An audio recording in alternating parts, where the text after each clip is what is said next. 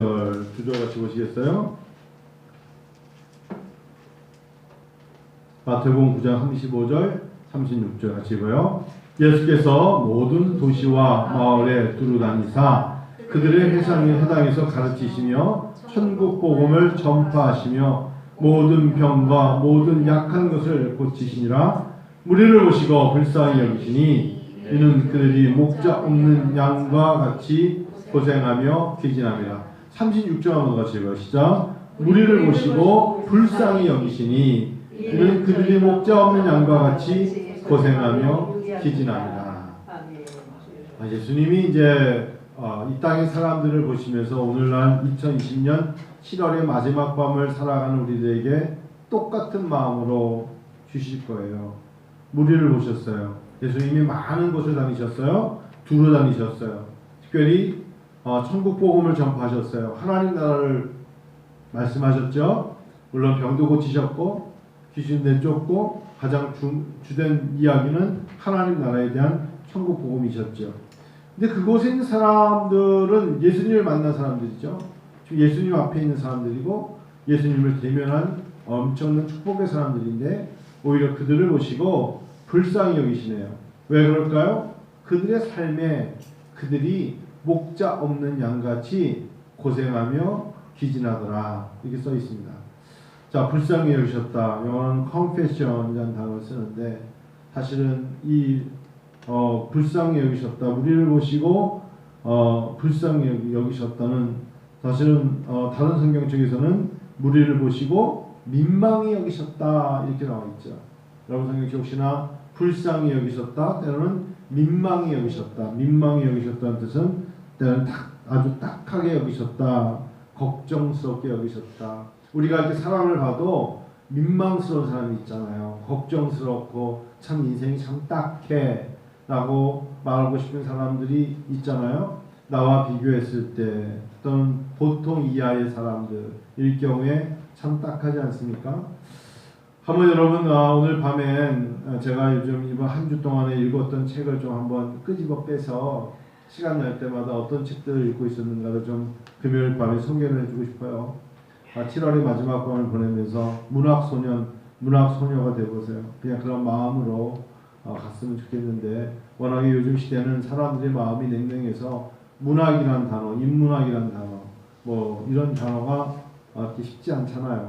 무엇인가 예를 돈 버는 이야기, 주식 이야기, 땅, 경매 다 이런 것들과 연관되지 문학이라는 거 이런 단어가 왠지 와닿지 않은데 여러분 행복하세요?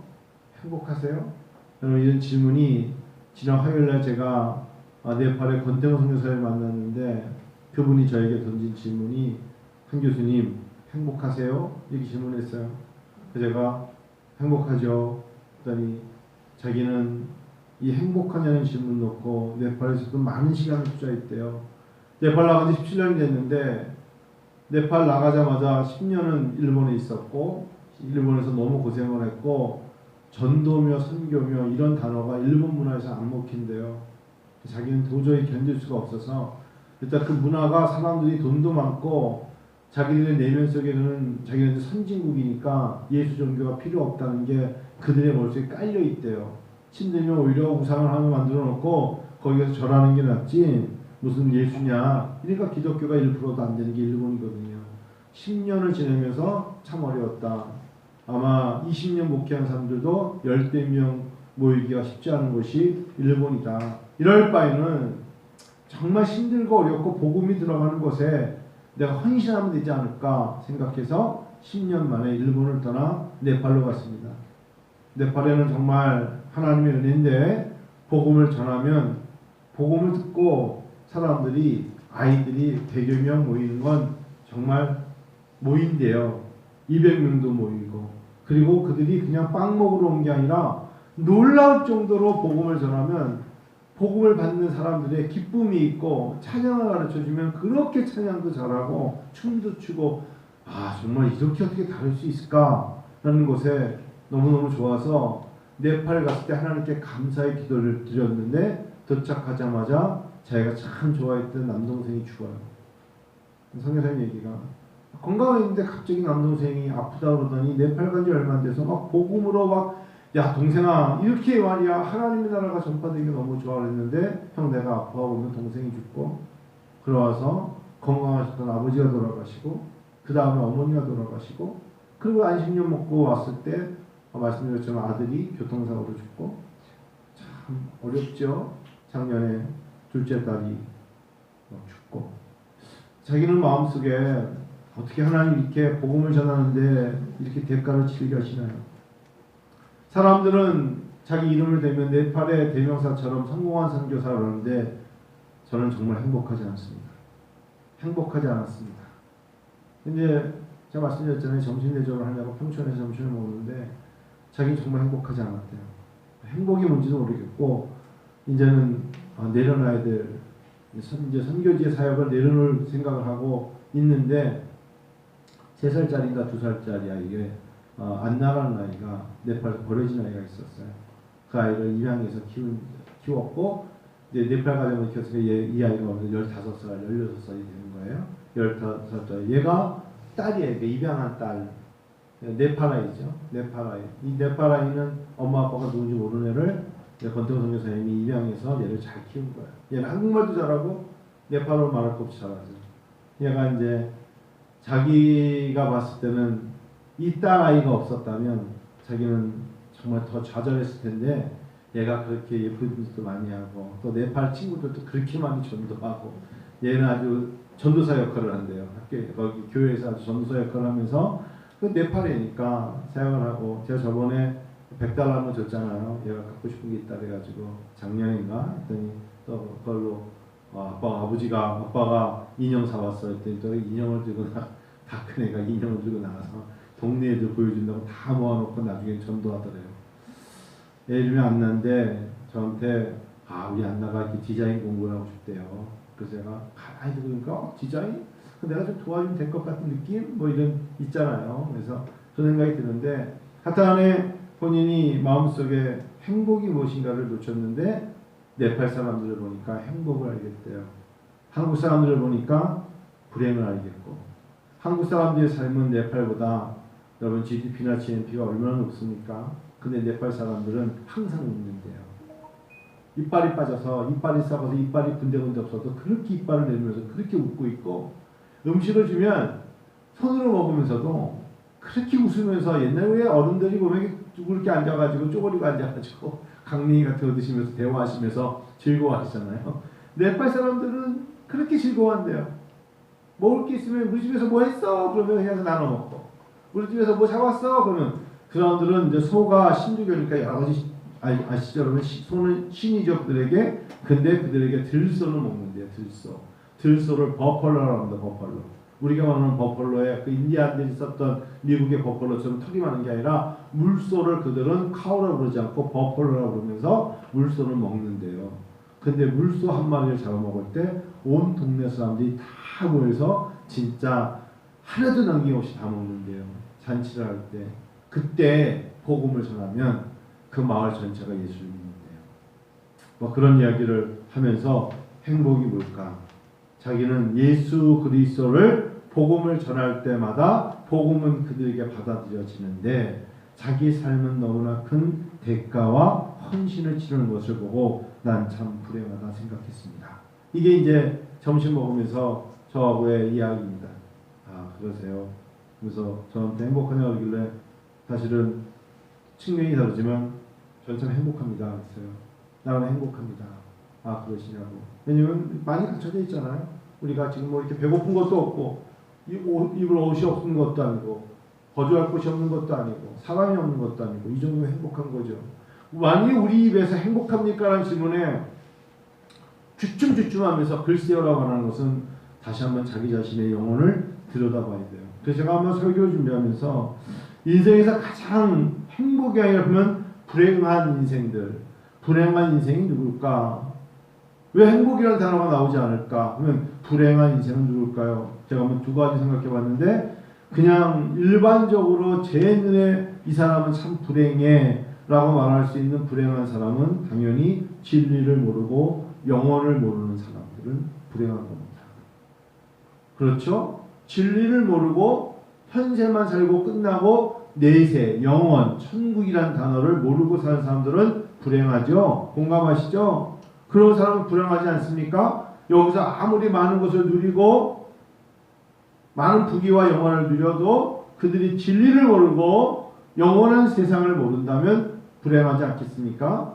그들은 살아가면서 제가 볼 때 잘은 몰라도 인생은 누구나 다 빈자리가 있어요. 공허함이 있는데 그것을 자기들의 물질과 자기들의 권력과 명예와 사람들이 칭찬과 이런 걸로 막 채우려고 하겠죠. 인생은 대부분 그러니까. 그러니까 불행한 사람이 누구냐 그러면 진리를 모르고 사는 사람들이에요. 여러분 그렇다면 우리는 진리를 알죠? 진리를 믿죠? 진리가 예수 그리스도를 믿으시죠? 그럼 우리는 행복한 사람들 맞죠? 그런 측면에서 우리는 참 행복한 사람들이죠. 두 번째로 진짜 그런데 불행한 사람들 중에 더 불행한 사람이 있다면 제가 적어봤는데 잘못된 진리를 진리로 믿고 잘못된 것에 인생을 거는 거예요. 예를 들면 불교에서도 자기네들이 가지고 있는 것을 가지고 진리라고 생각하겠죠. 신주교도 가지고 있는 자기네들의 율법서가 있고 그런 예를 들면 뭐 코란은 안 그렇겠습니까? 라고 생각했을 때 그들이 가지고 있는 책을 진리라고 믿는 것에 진리있냐? 그것을 받아들이는 사람들 이단은 다른가요? 마찬가지죠. 이단들도 오늘날 사람을 신격화하고 신천지를 또 다시 끌어오기 시작하는데 그들은 더 불행한 사람들이죠. 진리를 모르는 게 아니라 잘못된 진리를 믿고 있는 사람들은 정말 불행한 거예요. 우리는 예수 그리스도를 믿는 사람들, 예수 십자가를 믿는 사람들, 예수로 말미암아 그의 은혜로 말미암아 구원받은 사람이라는 것을 우리가 고백하는 사람들임을 믿습니다. 그러니까 우리는 정말 성경 66권에는 다른 것이 없고 오직 예수 그리스도만이 유일한 길이시며 그분을 통해서 그분이 진리심을 믿으니까 여러분 행복하세요? 아니면 행복을 모르세요? 아니면 혹시 불행하세요? 누가 불행한 줄 알겠죠? 불행하다는 건 진리를 모르거나 잘못된 진리를 따라가는 사람을 불행하다 하는 거예요. 우리는요 행복하죠. 여러분 인간이 인간을 구원 못 시켜요. 사도 바울을 보세요. 예수님을 가장 가까이에서 닮았다고 하고 예수님처럼 살아온 사람이 사도 바울이 이렇게 말해요. 오라 나는 곤고한 사람이로다. 바울 사도가 말하기를 오라 나는 곤고한 사람이로다. 이 사망의 몸에서 누가 나를 건져내랴. 로마서 7장 24절을 보면 바울 사도도 자기도 진리를 믿고 진리를 따라가고 그도 부활의 소망을 품고 가면서도 항상 인간에게 던져지는 질문 오라 나는 곤고한 사람이로다. 누가 이 상황의 몸에서 나를 건져내랴? 사람이 사람을 건져낼 수 없다는 거예요. 바울 사도 말하기를 사람은 사람을 구원할 수 없다. 아멘. 십자가의 예수만이 우리를 구원하신다. 이렇게 표현하는 거예요. 누가 우리를 사방에서 건져내랴? 그 다음은 쭉 오직 예수 그리스도만이 우리를 건져낸다. 이 이야기가 바울 사도에게 깔려 있는 것이죠. 자, 예수를 만나기 전에 사람들, 예수를 만나려고 온 사람들, 많은 무리가 있어요. 병을 고쳐달라고, 먹을 것을 달라고 올려오는 사람들을 보신 예수님이 그 무리를 보시고 민망히 여기시는 거예요. 불쌍히 여기시는 거예요. 왜? 저들이 지금 진리를 모르니까. 저들이 영원한 삶을 모르고 나세렛 예수라는 한 사람의 랍비로 여겨지는 선생님을 만나는 모습을 보고 예수님은 그 마음에 저들에게 진리가 없으니까 민망히 여기신 거예요. 여러분 우리는 그런 민망한 사람이 아니라 우리는 진리로 말미암아 기뻐 여김을 받는 사람인 줄로 믿습니다. 아직도 사람들은 인문학적인 사람들에게 있어서 가장 지성이 누구냐고 물어보면 아마 이 사람 뽑을걸요. 대한민국에서 현존하는 사람 중에서 가장 지성이 누구냐 물어보면 누구일까요? 제가 볼 땐 누가 봐도 이어령 씨겠죠. 초대 문화부 장관이었던 이어령 씨 거예요. 그래서 제 서재에서 이어령 씨와 관련된 책들 뭐 여러 책 꽤 많아요. 한 8권 되는데 그 중에 몇 권 중에서 어떻게 이어령이라는 이 지성이 어떻게 예수를 믿었을까요? 여러분, 이어령이라는 사람이 어떻게 예수를 믿었을까? 그의 직접적인 간증의 고백은 딱 두 가지입니다. 하나는 여러분 알다시피 자기가 너무 사랑하는 딸 일남 이녀 중에 자기가 그렇게 사랑했던 첫째 딸 이민아 목사, 나중에 목사가 됐죠. 이화여대 영문과 공부를 참 잘했던 자기 딸이 이화여대 영문과를 졸업하고 미국에 가서 로스쿨에 가서 나중에 검사가 되고 변호사가 되고 그랬던 딸이 이민아가 병에 걸렸어요.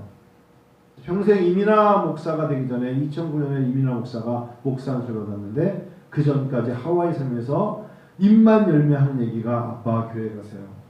내 평생 소원 내가 눈 감기 전에 아빠가 세례받는 거예요. 근데 워낙에 이원영 씨는 평생 살아오면서 이 땅끝의 아이라는 이 책에서도 보면은 이민아 목사가 쓴 걸 보면 평생 한 번도 아빠는 나를 안아준 적이 없다는 거예요. 아빠를 보면 항상 책상에서 뭔가를 글을 쓰고 있고 아니면 책을 읽는 모습만 봤지 아빠 인사하면 왔니? 그 정도고 한 번도 아빠의 체온을 느끼지 못했다는 이민아라는 한 여인의 고백이에요. 복음을 전하러 가기조차 유교의 전통 속에서 참 힘들었던 이 아빠. 항상 기도만 했죠. 하나님, 우리 아빠가 지성인의 대표인데 이 사람이 예수 믿게 해달라고 오랜 시간 기도했고 결국 이민아 목사님을 부를게요. 이민아 변호사, 이민아 검사, 이민아 목사가 결국 암으로 죽어가는 거죠. 그래서 자기가 가장 사랑스러웠던 장녀가 죽어가는 모습을 보고 자기가 어떤 글로도 자기 딸을 살릴 수 없다는 한계를 자기 입으로 고백했어요. 문학으로. 어떠한 글로도 내 딸을 살릴 수 없더라. 이게 바로 이어령 씨의 고백이었어요. 이어령 씨의 고백이 어쩌면 여러분 맞지 않습니까? 자기 힘으로 도저히 어떤 것도 자기 딸을 살릴 수 없다라는 자기의 고백. 두 번째, 그 다음부터 다가오는 자기 속에 나오는 원초적인 고독. 뭔가 글도 많이 쓰고 내 글로 사람들이 막 기쁨과 슬픔과 눈물과 자기 글을 읽으면서 깨달음과 몰랐던 것에 대한 막 탄성과 환호와 어떤 사람은 이어령 씨의 책을 읽으면서 그런 글을 쓴 사람도 있잖아요. 응? 이 책을 읽다가 죽어도 한이 없다. 그럴 정도의 많은 탄호성을 받았지만 자기에게는 점점 다가오는 원초적인 고독감. 이거를 달랠 길이 없었다. 그런데 결국 이 사람이 예수를 믿죠. 제가 여러분 지성에서 영성으로라는 책을 예전에 읽었던 책인데 어떻게 예수를 믿냐. 여러분 저는 이 글을 참 너무너무 좋아요. 이민아 씨가 살아있을 때 말을 하면 아빠가 잘 받아주지 않으니까 자기가 몸이 아프면서 딸이 아빠에게 편지를 보내죠. 빨간 우체통에 작은 기적. 그래서 딸이 아빠에게 보내요. 한 페이지밖에 안 돼요. 이 한 페이지가 이어령이라는 사람의 마음을 휘어잡아요. 아빠 저예요. 오랜만에 이메일이 아니라 펜으로 쓰는 편지예요. 제가 아주 어렸을 때 빨간 우편함 앞에서 매일같이 기다리던 아버지의 편지가 프랑스에서 도착하던 날 하얀 봉투를 찢지 못한 채 그냥 가슴만 두근댔던 그 감동이 다시 살아나는 거예요. 지금 딸 이민아가 이어령이라는 사람이 에게 쓴 글이에요. 편지예요. 지금 기분이 꼭 그래요. 10년 동안 소망에 오던 제 기도가 거짓말처럼 전부 이루어졌기 때문이죠. 왜 그럴까요? 드디어 아픈 딸 이민아라는 사람이 아픈데 아버지와 함께 드디어 마지못해서 이때만 해도 마지못해서 이어령 전 장관이 딸을 따라 교회를 따라갔어요. 그러니까 이 정도의 반 정도 올 때는 글 속에 아버지가 그냥 원치 않았어요. 원치 않았는데 딸이 하도 아빠 내 평생은 딱 하나의 소원은 하나예요. 저 그냥 멀리서 좋으니까 싫어도 좋으니까 그냥 저 따라오셔서 교회 끝에 좀 앉아주세요. 그런데 그 이어령 씨가 세례를 받았어요. 아팠던 아이가 정상으로 돌아왔어요. 가망이 없다던 내 눈이 이제는 밤에도 혼자서 운전할 만큼 밝아졌어요. 이때 마침 이민아 씨가 실명을 하죠. 이 암이 눈으로 와서. 더구나 애 아빠의 신앙심에도 불이 붙었어요. 그것보다도 늘 기다려오던 소망대로 아빠가 드디어 세례를 받게 되었다는 것이죠. 그러니까 딸 이민아는 가장 행복한 게 뭐냐, 가장 감격이 뭐냐, 이어령 씨가 세례받는 거예요. 정말 기뻐요. 아무나도 손잡고 소리치고 싶어요. 내 육신의 아버지와 하늘에 계신 내 영혼의 아버지가 저를 버리지 않고 이날까지 기다려주신 거죠. 그 깊으신 사랑을 알고서야 비로소 지금까지 내가 혼자였다는 생각을 깨끗이 씻어버릴 수 있게 된 거죠. 아빠 정말 그렇죠. 사랑은 설명이 아니죠. 외쳐야만 돌아오는 산울림 소리가 아니죠. 잘났든 못났든 아빠가 절 사랑해 주시는 것은 복잡한 이유가 있어서가 아니라 그냥 제가 딸이니까요. 사랑하는 것이죠. 그것처럼 우리에게 생명과 영혼을 주신 하나님도 그럴 거라고 믿어요. 3년 전 일이에요. 저를 보러 헌팅턴 베이에 오셨을 때 이제 아버지가 아프다는 얘기가 왔었어요. 그때 너만 행복하다면 무얼 못해주겠니? 아버지 이어령 씨가 딸에게 너만 행복하다면 내가 무얼 못해주겠니? 라고 하시면서 교회에 가는 저를 묵묵히 따라오셨던 것 기억나세요? 그 고맙고 찬란한 동행의 기쁨, 그 사랑을 그때는 교회 다니기 싫어하는 아빠가 그냥 믿기만 했었죠. 미웠다는 거죠. 아빠 미안, 오늘에서야 실토하는 거예요. 그리고 아빠가 드디어 교회를 따라온 그날, 감사해요, 사랑해요, 주님의 이름 받도록 축하드려요. 이 편지를 받고 이어령 씨가 곧바로 답을 했어요. 딸, 너는 나의 동행자. 나는 한 편의 편지를 썼는데 저는 이 편지가 왠지 빌립보서 4장에서 5장 같은 느낌이 들어요. 아, 역시 글 쓰는 사람은 다르구나. 그런 마음으로 저는 이걸 읽었는데 너의 편지 겨우 다 읽었다. 여기저기 편지 글이 눈물로 번져 있더구나. 이국 땅에서 혼자 살아갈 때도 너는 나에게 눈물을 보이지 않았다. 검사 생활을 그만두고 암과 투병을 할 때에도 그랬고 변호사 생활을 접고 아이의 교육 문제로 단신 하와이로 떠났을 때에도 그랬다. 다 그만두고 의사로부터 실명할 우려가 있다는 절망적인 선고를 받고 나서도 너는 울지 않았다. 어머니의 품에 안겨 나를 처음 바라봤던 내 최초의 그 미소, 그것을 너는 늘 지켜왔다. 그런데 내가 지금 모든 소망이 이루어졌다고 하면서 웬일로 그렇게 많이 울었느냐? 네 마음을 몰라서 하는 소리가 아니다. 사랑의 불꽃은 연기가 되고 연기는 다시 재로 변한다는 슬픔, 그리고 아무리 불러도 빈들에 나 혼자라는 것, 새삼스럽게 그런 일로 흘린 눈물은 아니었을 것이다. 더구나 오늘은 너의 생일이고 우연히도 내가 세례를 받는 날이다. 그러니까 본인이 세례를 받는 날에 편지를 쓴 거예요. 내가 그렇게 기뻐하는 것을 보니 너에게 최고의 생일 선물을 준 것 같구나. 아니지, 얘가 나에게 선물을 준 것이다. 여러분, 예수를 믿는다는 게 우리가 이렇게 깊은 감동의 글과 감동의 말을 주고받으면서 세례를 받고 했던 것을 어떤 이는 이렇게 고백하네요. 암에 걸렸던 너의 아픔으로 시력을 잃어가던 너의 어둠으로 나를 영성의 세계로 이끌어 주었다. 이어령 씨 얘기입니다. 얘가 애통하고 서러워할 때 내 머릿속의 지식은 건물에 지나지 않았고 내 손에 쥔 지폐는 가랑잎보다 못하다는 걸 알았다. 70평생 살아온 내 삶이 갯불과도 같은 것이라는 것을 가르쳐 준 것이다. 지성에서 영성으로 너의 기도가 높은 문지방을 넘게 했다. 가족만이 아니다. 너는 법정에서 그동안 죄 지은 불쌍한 젊은이들의 영혼을 구하기에 애써왔다. 저기 있기 때문에 다 읽지 않을게요. 그래서 마지막에 있었어요. 너의 곁에서 주님이 늘 함께 하시듯이 아버지도 이제 너를 혼자 있게 하지는 않을 것이다. 멋있죠? 한 사람이 예수를 만났어요. 세례를 받았어요. 여러분, 이게 행복이에요. 이게 감동이에요. 우리도 모르게 예수 안에 있으면서 행복을 못 느껴요. 예수 그리스도와 내가 세례를 받고 연합됐다는 것에 느낌이 없어요. 근데 이어령 씨는 늘 함께 하시듯이 아버지도 이제 너를 혼자 있게 하지는 않을 것이다. 그래, 함께 가는 거다. 아버지의 이름으로 사랑하는 모든 사람들의 이름으로 약속한다. 아주 어렸을 때를 위해서 아버지의 사랑을 도저히 감당할 수 없을 때 위해서 주님께 드리는 기도는 남겨두기로 하자. 이제는 예수님을 향하여 주님이라 부르는 이어령시의 지성에서 영성으로 해요. 한 사람이 평생 글을 쓰면서 자기는 지성의 대표로서, 지성인의 대표로서 살아가는 줄 알았어요. 그러면 딸 이민아라는 사람은 정말 지금 제가 아빠 예수를 믿으니까 너무 행복하고 너무 부유하고 하와이에서도 있고 검사 변호사로 너무 잘 돼요. 이게 아니에요. 이 사람은 한번 자기가 죽었죠.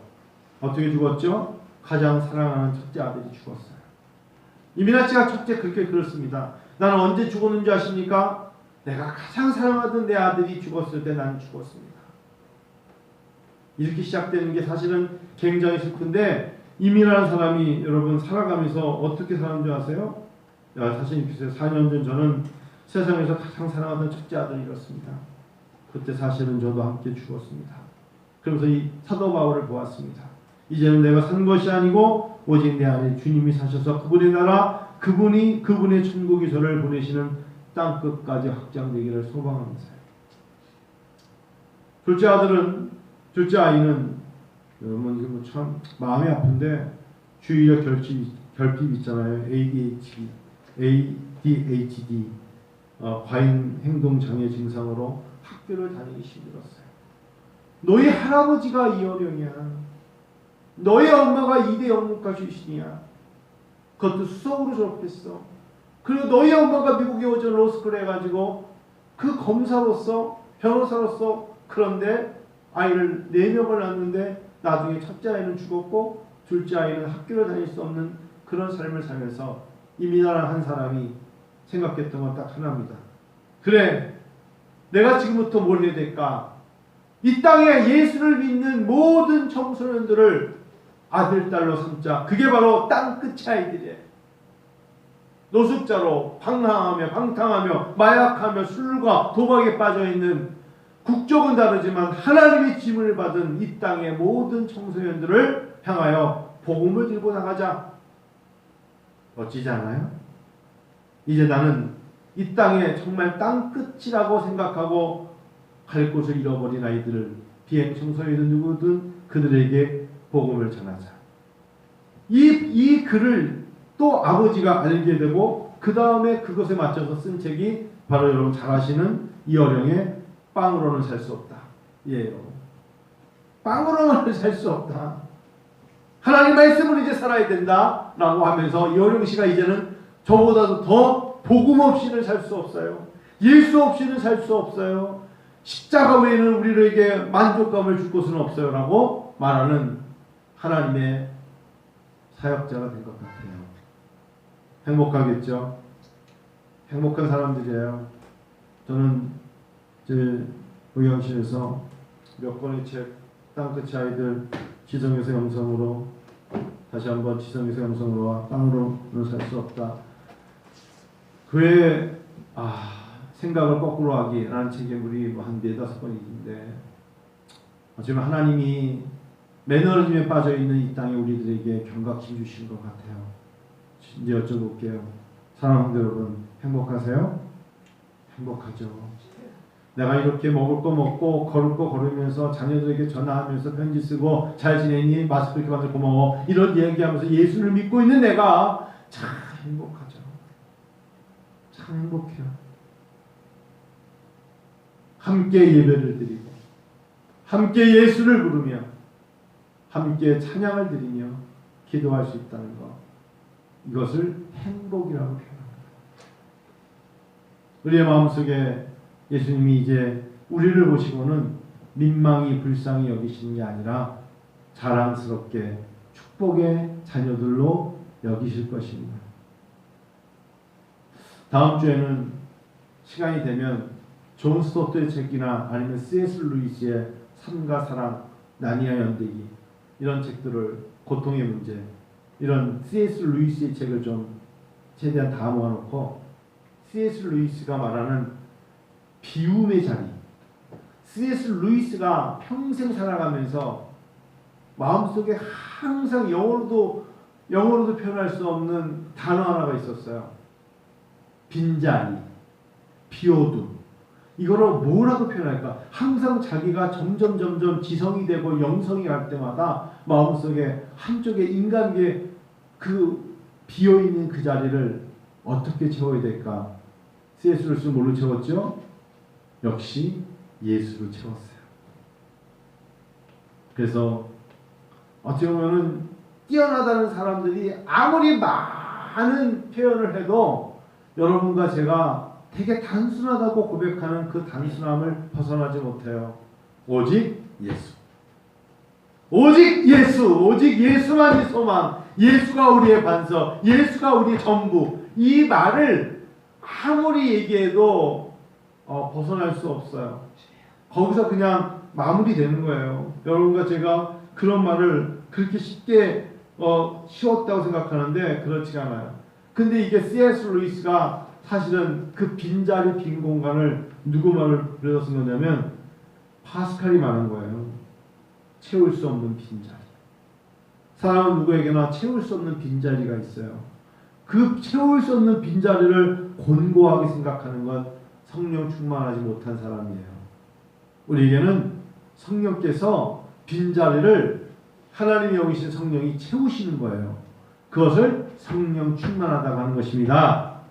그러니 얼마나 우리가 놀라운 진리로 이미 그 고도의 최상의 지식인들이 고백한 것 위에 우리가 위에 있어요. 여러분과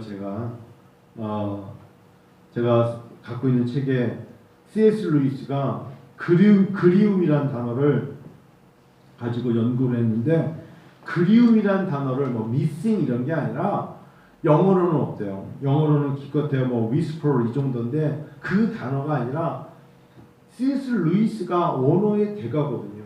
이 사람이 아무래도 이 인간의 내면에 헬라어와 히브리어에서의 사람의 근본적인 언어를 따랐을 때에 그 언어가 영어라는 것은 후대에 온 거고 1500년 정도를 여러분 알다시피 독일 오래전부터 이게 독일어로 쓰여졌잖아요. 모든 게.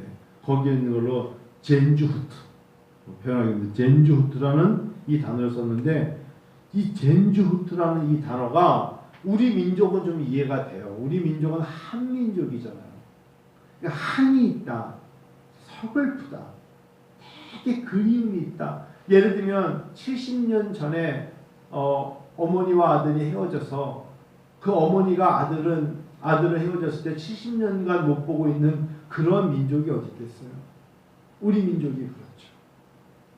38선 하나 넘어가면 아들아! 이름 부르고 만날 수 있는데 그 그리워함 이게 젠주트라는 단어인데 독일 사람들 이 독일어를 사람들이 미국 사람들도 이해를 못하지만 우리는 이해를 하죠.